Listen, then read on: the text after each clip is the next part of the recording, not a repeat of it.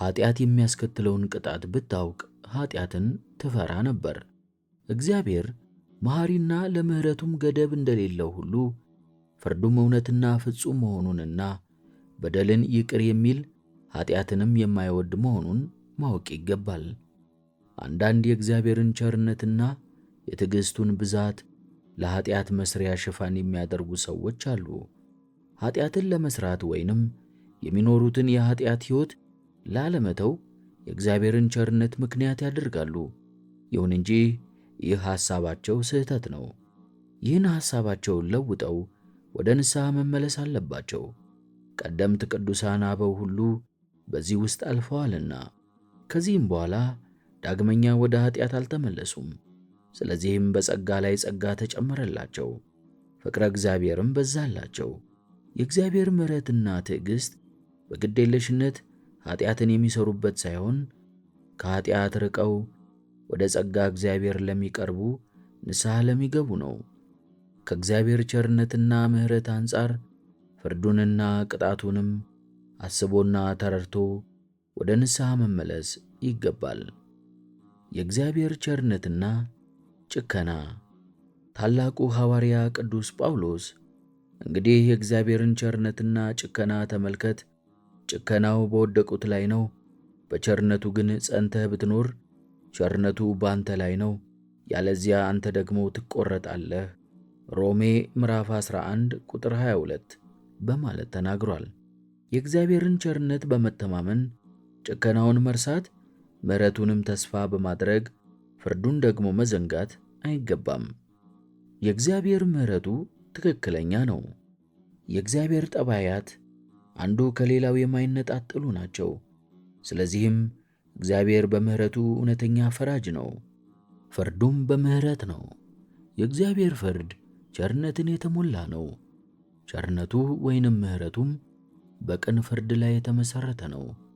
በዚህም ምክንያት የእግዚአብሔርን ምሕረትና ፍርዱን መነጣጠል አይቻለንም። ይህ የእግዚአብሔር ምሕረትና በቅን ፈራጅነት መዋሃድ የማዳን ሥራ ሁሉ መሠረት ነው። የእግዚአብሔር ምሕረት ከቅን ፍርዱ ተለይቶ በራሱ የቆመ ቢሆን ኃጢአታችሁ ተሰረየላችሁ በማለት ብቻ ምሕረቱን ማደል በቂ ነበር። እናም ሁሉም ነገር ክርስቶስ መሰቀል ሳያስፈልገው ያበቃ ነበር። ነገር ግን እግዚአብሔር በምሕረቱ ኃጢአትን ይቅር አለ፣ በፈራጅነቱም የኃጢአታችንን ዋጋ ከፈለ። እግዚአብሔር ቅን ፈራጅ በመሆኑ ሥጋን ተዋህዶ ሰው በመሆን ሞተልን። የኃጢአታችንንም ዋጋ እርሱ መሥዋዕት ሆኖ ከፈለልን። በእግዚአብሔርና በሰው መካከል ባለው ግንኙነት የእግዚአብሔርን አመለካከት በመስታወት ፊቱን በሚያይ ሰው ሁኔታ መረዳት ይቻላል። መስታወት በፊቱ የቆመውን ሰው ገጽ እንደሚያሳይ እግዚአብሔር በፊቱ በቆመን ጊዜ ውስጣዊ ማንነታችንን፣ ገጻችንን ያሳየናል። ንስሐ ገብተን ከፊቱ ብንቆም የእግዚአብሔርን ቸርነቱን እናያለን። በግዴለሽነት የምንኖር ንስሐ የማንገባ ሆነን በፊቱ ብንቆም ደግሞ በጭካኔውና በፈራጅነቱ እግዚአብሔርን እናየዋለን። ከዚህ የተነሳ እግዚአብሔር ለሚወዱት ቸር፣ ለኃጢአተኞቹ ደግሞ ንስሐ ለማይገቡት ጨካኝ ፈራጅ ነው። ይህን የእግዚአብሔርን ቸርነትና ጭከና ለሁለቱ ማርያሞች በጌታችን ኢየሱስ ክርስቶስ በመቃብር በተገለጠው መልአክ መረዳት እንችላለን። መልአኩ ለመቃብሩ ጠባቂዎች አስደንጋጭና አስፈሪ ነበር። ጠባቆቹም እርሱን ከመፍራት የተነሳ ተናወጡ፣ እንደ ሞቱም ሆኑ። የማቴዎስ ወንጌል ምዕራፍ 28 ቁጥር 4። ይሄው መልአክ ሁለቱን ሴቶች የሚያስደስት ዜና ነገራቸው። የደስታቸው ምንጭም ሆነ። እናንተስ አትፍሩ፣ የተሰቀለውን ኢየሱስን እንድትሹ አውቃለሁና እንደ ተናገረ ተነስቷልና በዚህ የለም አላቸው። የማቴዎስ ወንጌል ምዕራፍ 28 ከቁጥር 5 እስከ 6። የእግዚአብሔርን ቸርነትና ጭከና በአጠቃላይ በቅዱሳን መላእክት አገልግሎትና በተልእኮአቸው ውስጥ እናየዋለን። ሁላችንም ብንሆን ስለ ምሕረት መላእክት እናውቃለን። እነርሱ የሚቀጡና ቀሳፊም ደግሞ ናቸው። መልአኩ ኤልያስን ከተኛበት ቀስቅሶ ምግብ እንደመገበውና ከምግቡም የተነሳ ኤልያስ 40 መዓልትና 40 ሌሊት ሳይበላ ኃይል እንዳገኘ እናውቃለን። አንደኛ ነገሥት ምዕራፍ 19 ቁጥር 8። የአጋር ልጅ በውሃ ጥም የተነሣ ለሞት በደረሰ ጊዜ የእግዚአብሔር መልአክ ዓይኗን እንደከፈተላትና ልጇም ከሞት እንደተረፈ ተጽፏል። ዘፍጥረት ምዕራፍ 12 ቁጥር 15 እስከ 19። የእግዚአብሔር መልአክ በጉድጓድ የነበሩት አናብስት ዳንኤልን እንዳይበሉ መንጋጋቸውን እንደዘጋ እናውቃለን። ትንቢተ ዳንኤል ምዕራፍ 6 ቁጥር 22። እንዲሁም መልአኩ ወደ እስር ቤት ገብቶ ጴጥሮስን ፈትቶ አስወጥቶታል። የሐዋርያት ሥራ ምዕራፍ 12 ቁጥር 7 እስከ 10። መላእክት ለምሕረት የሚላኩ ቢሆኑም መቅሰፍትና መዓት የሆነ ቅጣትን ከማምጣት የሚያግዳቸው አይደለም።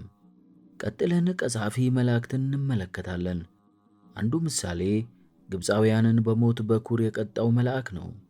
በዙፋን ከተቀመጠው ከፈርዖን በኩር ጀምሮ በግዞት እስካሉት እስከ ምርኮኞቹ በኩር ድረስ በግብፅ ምድር የተገኘውን በኩር ሁሉ መታ። የሞተ የሌለበት ቤት አልነበረምና በግብፅ ምድር ታላቅ ለቅሶ ሆነ። ዘጸአት ምዕራፍ 12 ከቁጥር 29 እስከ 30። እንዲሁ ሁሉ ዳዊት ሕዝቡን በቈጠረ ጊዜና ኃጢአት በሠራ ጊዜ የእግዚአብሔር መልአክ በኢየሩሳሌም ላይ ሰይፉን አንስቶአል። 70,000 ሰውም በአንድ ቀን ሞቷል። አንደኛ ዜና ምዕራፍ 21 ቁጥር 14። ሌሎቹ ደግሞ በራእይ የተጠቀሱት አስፈሪ የመለኮት ድምፅ ይዘው የሚገለጡ 7ቱ መላእክት ናቸው። ራእይ ምዕራፍ 8 ቁጥር 9። ከሁሉም ይልቅ መላእክት ለመጀመሪያ የተገለጡት በቀዛፊነት በአስፈሪነት አዳምንና ሔዋንን ከገነት ሲያስወጡ መሆኑን ሁላችንም እናውቃለን። ዘፍጥረት ምዕራፍ 3 ቁጥር 24። ወደ ሎጥ የተላኩት ሁለቱ መላእክትም ሎጥን ከመዓት ሲያድኑ የሕዝቡን ዐይኖች ግን አሳውረው ነበር። ዘፍጥረት ምዕራፍ 19 ከቁጥር 10 እስከ 11። ይህ እንግዲህ የእግዚአብሔርን ቸርነትና ምሕረቱን ከጭካኔው ጋር የመላእክቱንም እንዲሁ የሚያስረዳ ነው። ስለዚህ የእግዚአብሔር ጭካኔ ከእኛ ኃጢአት የተነሣ መሆኑን መረዳት ይገባል።